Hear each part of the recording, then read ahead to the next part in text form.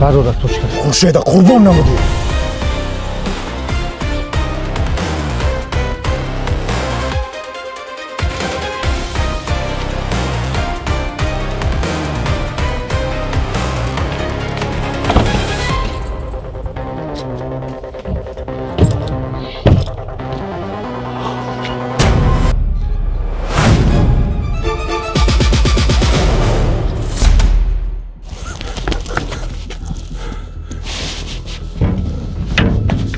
فکرم او رو کشتیم.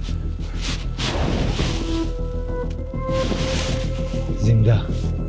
برادر تو چیکار میکنیم؟ آب میپرده. نمیستم.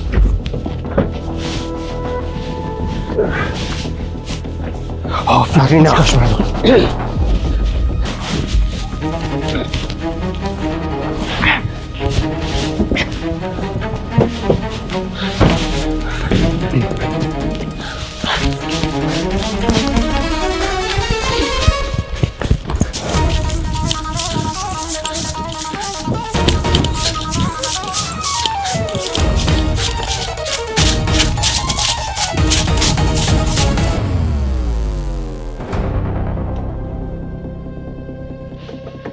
جوری دهید یگان کس هست یاری دهید یگان کس هست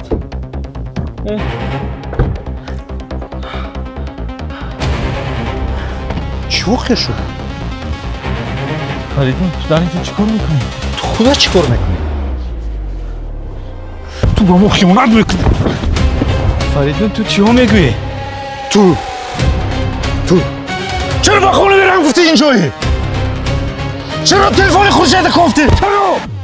فریدون چرا دوباره با کف شرشره رفتی؟ تو با دشمنان زبان یک کرده. خورشید قربان نمودی.